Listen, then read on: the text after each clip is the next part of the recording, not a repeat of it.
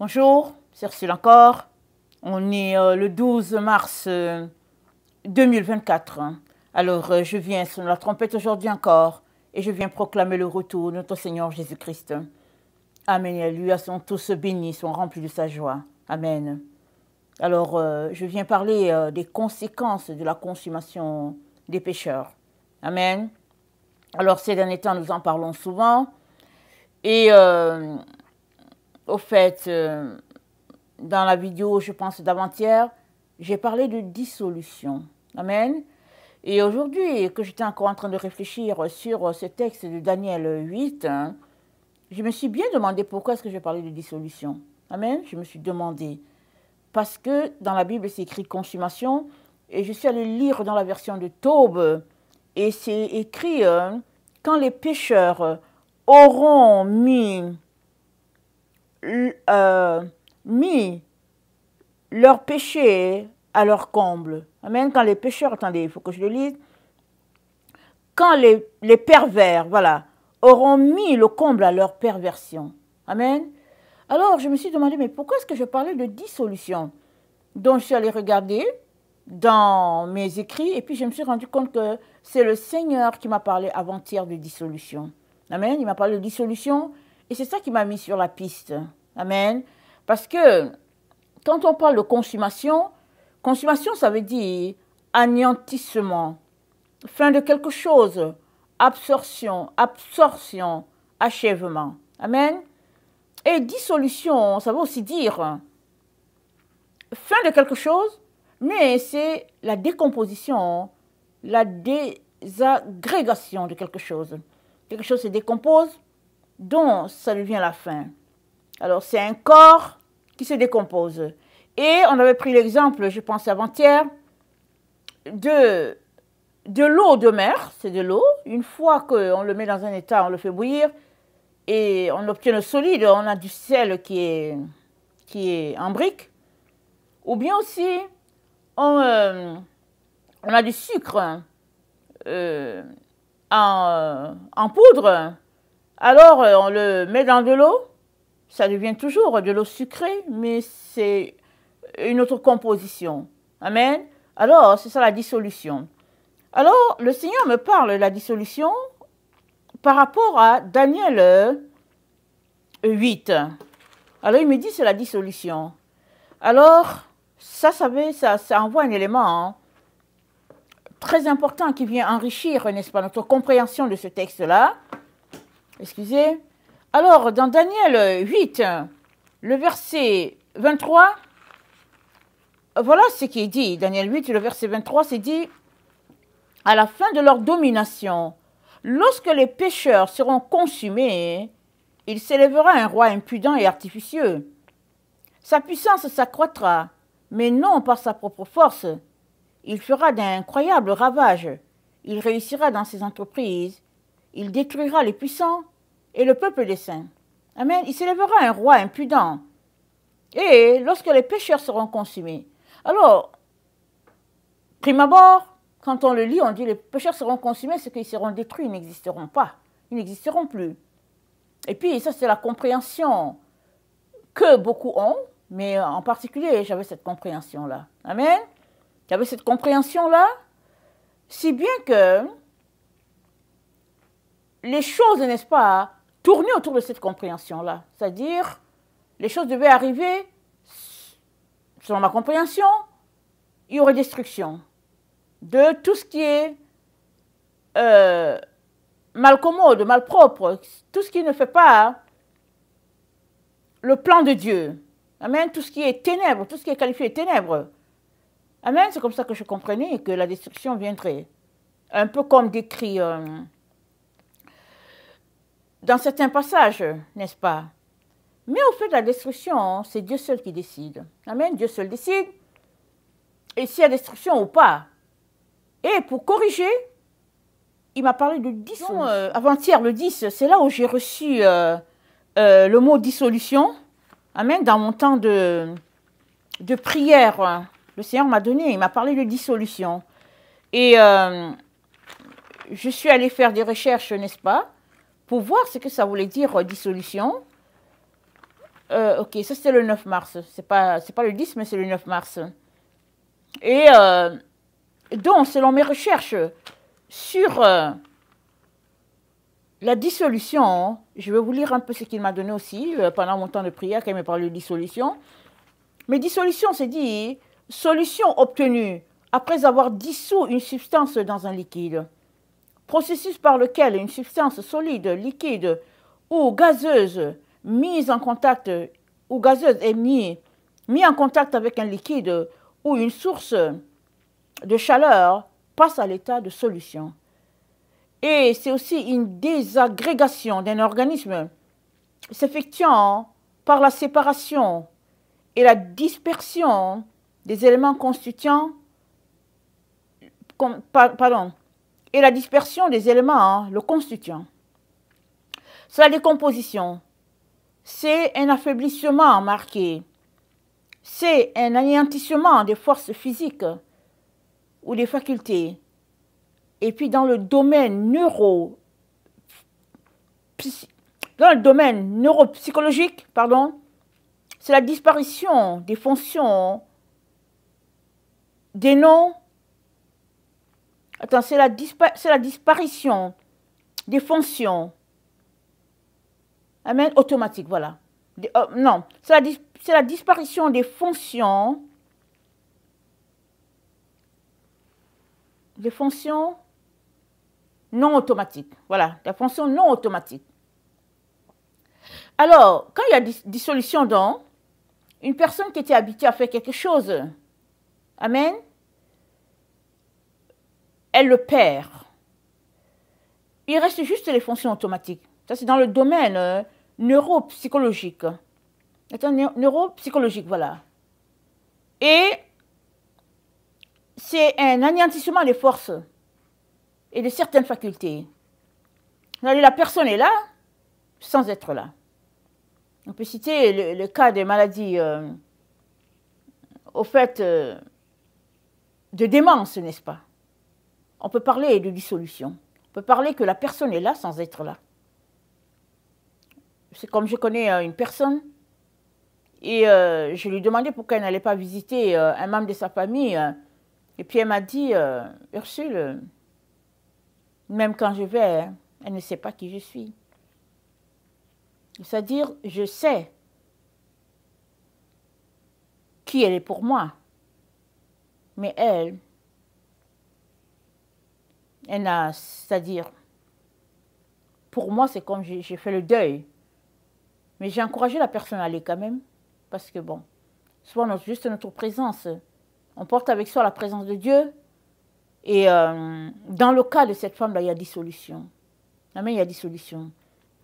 Et dans un cas de dissolution, n'est-ce pas, il y a la dissolution qui est due à une certaine maladie, parce qu'on parle de désagrégation d'un organisme, d'une décomposition aussi. Et il y a aussi les cas de dissolution provoquée. Amen, il y a ça aussi, provoqué, dans le temps dans lequel nous sommes. Alors, donc, on ne peut pas tout expliquer, mais il y a des situations qui font que, finalement, il y a des personnes qui se retrouvent dans cet état-là. Amen. Alors, il y a des conséquences dues à certains traitements qui font que, finalement, la personne devient dans un autre état. Amen. Et il est aussi important de noter que dans le cas d'une dissolution, les termes dans le domaine spirituel sont différents. Dans le domaine clinique, souvent, quand il y a certaines fonctions, il y a certaines fonctions actives, on va toujours dire que la personne a la vie en elle. Amen. Mais dans le domaine spirituel, Jésus-Christ a dit quoi? Il a dit, laissez les morts enterrer leurs morts. Il dit, laissez les morts enterrer leurs morts. Et ça veut dire quoi? Ça veut dire que si la vie de Dieu n'est pas en toi, tu es considéré mort. Amen. Et puis l'autre cas aussi, c'est le fait que la personne est dans l'ignorance. Quand on explique les termes spirituels, un ignorant, c'est quelqu'un qui est mort. C'est-à-dire, il n'a pas conscience de ce qui se passe autour de lui, en ce qui le concerne. Mais il voit le soleil, le jour, et puis bon, il est juste dans les fonctions automatiques, mais il est ignorant de ce qui se passe autour de lui. Une telle personne est qualifiée de mort, de façon spirituelle. Et il y a aussi d'autres cas de mort, n'est-ce pas, qu'on ne parle pas beaucoup, mais avec le temps, ça va finir par sortir. Ce sont ces personnes-là qui sont adonnées à toutes sortes d'instruments, pris par la technologie, emportés par les réseaux sociaux, et puis ils sont là sans être là. Mais ils sont là sans être là, ils sont absents. Il y a des personnes comme ça absentes. Il y a d'autres cas encore de dissolution. Et puis les gens, souvent, ils rient avec, ils s'amusent avec, ils rient avec, mais c'est des situations assez sérieuses. Ce sont ces personnes-là que les gens appellent les zombies. C'est-à-dire, ils font des films avec, et puis bon, et les gens rient, ça c'est, ils rient, mais c'est des situations pathétiques, hein, où les gens sont tenus pour morts, et des morts provoquées, n'est-ce pas? On leur a enlevé les fonctions, leurs fonctions, je pense, du côté spirituel, de telle sorte qu'ils sont là juste en train de mimiquer, n'est-ce pas, des commandements. Il y en a plein, il y a des cas où c'est très très grave. Et puis ils sont réduits juste au stade d'esclaves. Il y a des cas où ils sont juste, ils collaborent, mais au fait, leur volonté leur a été enlevée. Et donc, tout ça, c'est de la dissolution. Alors, on ne peut pas savoir tout ce qui se passe en arrière dans les domaines spirituels. Mais il y a beaucoup de choses qui se passent dans ce monde qui fait que s'il y a un conseil à suivre, c'est le conseil de notre Seigneur Jésus, qu'est-ce qu'il dit? De prier sans cesse. Il dit de prier sans cesse parce qu'il y a beaucoup de choses qui se passent. Et je me rappelle, n'est-ce pas, un temps où mes enfants étaient petits et puis on s'est retrouvés dans une situation où il y a un enfant qui était malade. Amen, il était malade. Et puis évidemment, je suis allée à l'hôpital parce que l'enfant n'a pas dormi toute la nuit. Je m'en vais à l'hôpital. Et j'arrive là-bas et puis le médecin me dit, bon, ça se voit que peut-être que l'enfant ne va pas bien, mais on ne peut rien faire. Mais moi, je voulais qu'il fasse quelque chose parce que je sais que la nuit, on n'avait pas dormi. Mais le médecin disait qu'il ne pouvait rien faire. Et puis il m'avait dit, en tout cas, on a reçu des autorités qu'il faut qu'on minimise la médication au niveau des enfants ou même de la population parce qu'il y a des conséquences qui peuvent arriver. Et puis, c'était un cas d'antibiotiques. Alors, je suis rentrée avec mon enfant, mais je savais que l'enfant n'allait pas bien parce que la veille, parce que la nuit n'a pas été, ça n'a pas été la nuit. Alors, on retourne à la maison et puis c'était pire. On retourne dans la nuit encore, c'était pire. L'enfant ne faisait que cette fois-ci, l'enfant, il criait et puis c'est terrible. On est retourné et puis dès que le médecin nous a vus, il a dit, bon, c'était le même médecin, il a dit, je suis obligé de donner quelque chose parce que l'enfant criait. Et donc, cette fois-ci, il y avait une raison évidente que, au fait, l'enfant avait besoin d'aide. Et, mais l'explication du médecin était là, c'est-à-dire qu'il n'avait pas l'évidence, il vérifiait, il faisait toutes les vérifications, il disait, je ne vois pas cette maladie-là. Mais moi, je pointais la maladie, je disais que non, l'enfant il a ceci, il a cela. Mais le médecin n'avait pas l'évidence. Mais le lendemain, il avait l'évidence de la maladie. Et cette fois-ci, il a donné des antibiotiques. Et les conséquences qu'il ne voulait pas, c'était qu'il fallait que l'enfant apprenne à se battre. Et le gouvernement voulait que les enfants apprennent à se battre parce que il y a certains pays où le pays est sous médication. Dès qu'il y a quelque chose qui ne va pas, allez, il y a une prescription, et puis médication, et puis ben voilà. Mais au fait, il y a des conséquences souvent qui peuvent entraîner d'autres conséquences beaucoup plus graves et provoquer des cas de dissolution. Amen. Et ici, le Seigneur nous dit que quand les pécheurs seront consumés, c'est Daniel 8, verset 23, il s'élèvera un roi impudent. Alors, le Seigneur donne le mot au lieu de parler de consommation, parce qu'ils disent que quand le péché sera à leur comble. Amen. Alors, on lit, on essaie d'expliquer, mais le Seigneur dit, la situation, c'est une situation de dissolution. C'est-à-dire, une situation, le temps dans lequel nous sommes, c'est le temps où il y a un État qui finit, amen, un État est dissous, et un autre est formé à partir de ce qui est dissous. L'exemple du sucre, n'est-ce pas, qui est le sucre en poudre, et puis là, maintenant, il devient un sucre liquide parce que tu as ajouté de l'eau, ou bien la situation de l'eau, au fait, l'eau de mer que tu fais bouillir, et ça devient du sel, donc c'est passé à un autre état. Et le Seigneur nous dit qu'on est dans une situation de dissolution.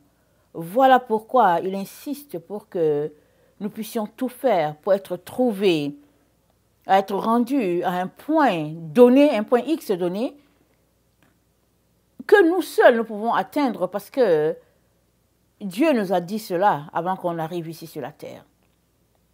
Et tu ne peux atteindre ce point-là que si tu as marché, n'est-ce pas, devant Dieu et que tu t'es comporté de manière à atteindre ce point-là où tu serais passé de l'autre côté et que quand la dissolution viendrait, tu serais de l'autre côté.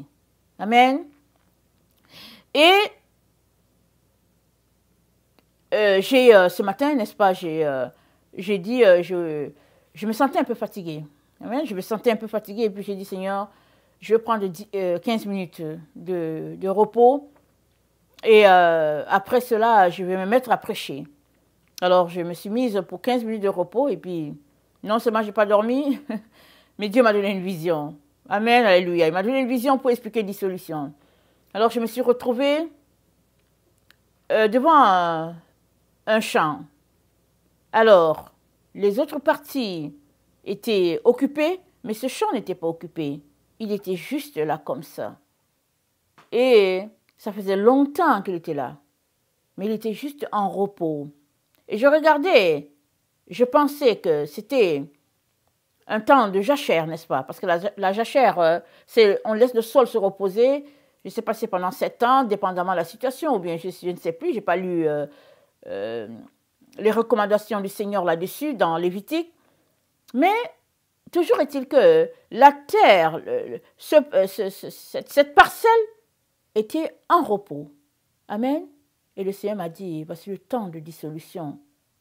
C'est ce temps de dissolution. C'est-à-dire, la terre avait servi à quelque chose. Maintenant, ce à quoi elle avait servi, ce n'est plus ça.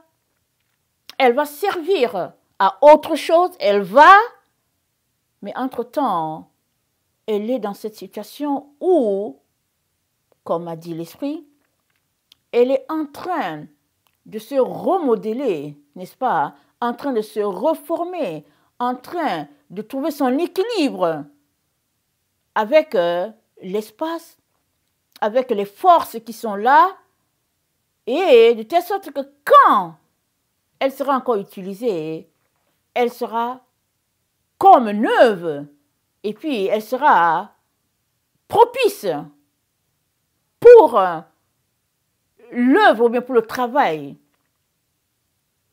que les propriétaires ont pour cette terre-là. Alors le Seigneur m'a dit, dans ce temps de dissolution où nous nous trouvons, nous savons que nous sommes à une étape donnée, peut-être à son début, mais quand est-ce que ça va prendre fin? On ne sait pas. Entre-temps, le Seigneur nous dit, soyez prêts. Parce qu'à partir du moment où le propriétaire de la terre va décider de réutiliser la terre pour autre chose, alors tous ceux-là qui n'auront pas été trouvés en harmonie ne pourront pas faire partie de cette terre-là qui sera utilisée. C'est comme ça que le Seigneur m'a montré l'histoire de la dissolution. Alors, on est dans cette étape-là, et dans un corps donné a servi d'une façon, Et puis maintenant, il sert d'une autre façon. Amen. Et alors que je préparais cette étude ce matin, le Seigneur m'a donné un Corinthiens 15, mais je vais d'abord lire Ésaïe 56. Ésaïe 56, le verset 9 à 12. Ésaïe 56.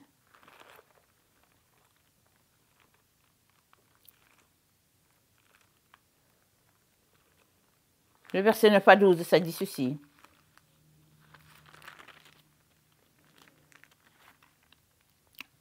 Vous toutes bêtes des champs, venez pour manger. Vous toutes bêtes de la forêt, ces gardiens sont tous aveugles, sans intelligence. Ils sont tous des chiens muets, incapables d'aboyer. Ils ont des rêveries, se tiennent couchés, aiment à sommeiller. Et ce sont des chiens voraces, insatiables. Ce sont des bergers qui ne savent rien comprendre. Tous suivent leur propre voie, chacun selon son intérêt, jusqu'au dernier. Venez, je vais chercher du vin, et nous boirons des liqueurs fortes. Nous en ferons autant demain, et beaucoup plus encore. Amen. Donc, ici le Seigneur présente la situation. Amen. Il appelle ces personnes des gardiens qui sont aveugles. Amen. Et il dit, ce sont des chiens muets, incapables d'aboyer. Et ils passent leur temps à rêver. Ils aiment à sommeiller. Amen. Alors, c'est la situation de quoi? C'est la situation des personnes, des êtres humains, qui sont dans l'ignorance, qui sommeillent, qui rêvent. Ils ne savent pas ce qui se passe autour d'eux. Ils prennent des liqueurs fortes. Donc, ils sont loin de la lumière, loin de la réalité, quoique ils sont vivants, en train de participer à des activités, ici des activités où ils boivent la boisson, ils sont quand même ignorants. Et la Bible les appelle les chiens voraces. Et s'il n'y a pas quelque chose qui est fait dans la vie de ces gens-là, alors ils vont tout simplement finir dans cet état loin de Dieu et ils n'auront pas recouvré leur nature humaine qui est au fait la nature divine. Amen. Alors, nous avons été appelés des hommes parce que nous avons été créés à l'image de Dieu. Et si on ne se sanctifie pas pour ressembler à Dieu, le nom qui nous sera donné, c'est un nom d'animal. Parce que l'animal vit selon ses instincts, c'est tout. Et Dieu nous appelle à marcher d'une manière réfléchie, selon sa parole. Parce que sa parole, c'est ça la lumière, c'est ça qui nous éclaire. Amen. Et dans 1 Corinthiens 15, le verset 37, 1 Corinthiens 15,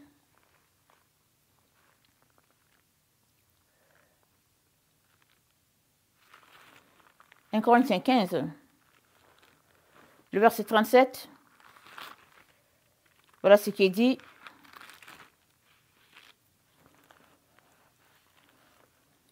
Ce que tu sèmes, ce n'est pas le corps qui naîtra, c'est un simple grain de blé peut-être, ou de quelque autre semence.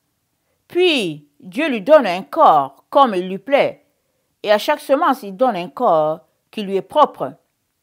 Toute chair n'est pas la même chair, mais autre est la chair des hommes, autre celle des quadrupèdes, autre celle des oiseaux, autre celle des poissons. Il y a aussi des corps célestes et des corps terrestres, mais autre est l'éclat des corps célestes, autre celui des corps terrestres. Autre est l'éclat du soleil, autre l'éclat de la lune, autre l'éclat des étoiles. Même une étoile diffère en éclat d'une autre étoile. Ainsi en est-il de la résurrection des morts.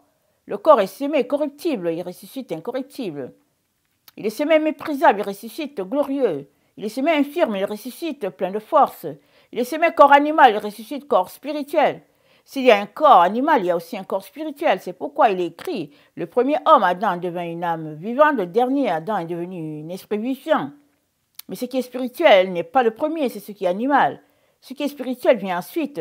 Le premier homme tiré de la terre est terrestre, le second est du ciel. Tel est le terrestre, tels sont aussi les terrestres.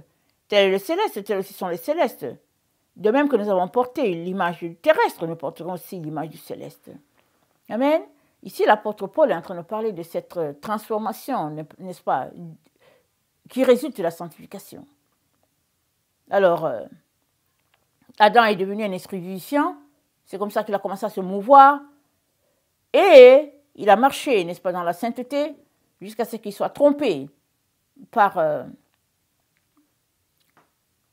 celui-là qui l'a trompé, et il a été amené loin de Dieu. Il a été séparé de Dieu. Et Jésus-Christ est venu, n'est-ce pas, restaurer cela, de telle sorte que Adam a connu, il a connu l'état spirituel, il est tombé à l'état animal encore, parce qu'il a été d'abord fait un esprit vivant, et par Jésus-Christ, il est redevenu l'être spirituel, et nous sommes de la race adamique, et nous sommes appelés à nous comporter dans la sainteté, dans la pureté, pour pouvoir revêtir la gloire de Dieu. Et la dissolution, elle est pour tout le monde. Elle est pour toute la création, les êtres humains, les animaux, les plantes, pour tout le monde. Et le jour que ça arrivera, on ne saura pas forcément quand ça va arriver. C'est Dieu qui décide. Combien de temps ça va prendre, c'est Dieu qui décide. Est-ce qu'on sera là, on va se dire, ok, on a commencé le temps de la dissolution, et puis un matin on va dire, tiens, mais c'est quoi? Est-ce qu'on est dans le temps, un autre temps du millénium? On ne sait pas comment ça se passer. Mais il est important que tu saches que le temps dans lequel on est en train de passer. Amen, on est en train de passer. Et je me rappelle ce rêve que j'avais fait, je pense, au moment de la rentrée scolaire, n'est-ce pas? On était pris à courir par-ci, par-là, vraiment. La scolarité, on courait, on faisait ceci, on faisait cela. Et je fais un rêve. Et Jésus-Christ est de l'autre côté, et puis il est en train de sourire. Il souriait. Mais il y avait une vitre qui nous séparait. Et il me disait, mais qu'est-ce que tu fais là à te préoccuper des choses qui sont là sur la terre, alors que ça se passe par ici. Amen, ça se passe par ici. Alors c'est ça que j'ai vu quand il était là, il souriait là, il était de l'autre côté. Et une autre fois, dans la même période, je pense, ça c'était avant ce premier rêve que j'ai raconté, moi j'étais de l'autre côté. Amen, j'étais de l'autre côté, et il y avait une barre, toujours la même, cette vitre-là qui était toujours là, et puis j'étais de l'autre côté, mais on était nombreux de l'autre côté. Il y a quelque chose qui passait, ça passait comme si c'était un train ou un métro. Amen, ça passait, on était dedans, et les gens étaient sur le quai. Les gens ne réalisaient pas que le temps avait changé. Ils étaient sur le quai, ils attendaient le métro, mais ceux-là qui s'étaient préparés étaient tout simplement en train de partir. C'est-à-dire, ça se déplaçait tout doucement, tout doucement. Tout doucement, mais les gens étaient sur le quai et nous, on bougeait. Et le Seigneur m'a dit, ça, c'est les temps dans lesquels on est.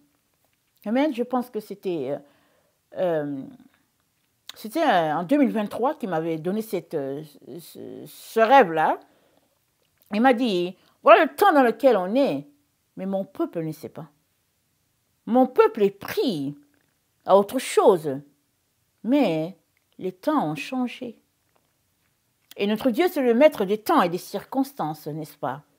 Ce n'est que quand on marche avec lui qu'il peut nous communiquer un peu le temps dans lequel on est. Voilà pourquoi il a dit prier sans cesse. Mais si on est le focus ailleurs, toute notre concentration sera ailleurs, alors que les choses sont en train de se passer de ce côté. Et on ne saura pas. Alors, on est donc dans ce temps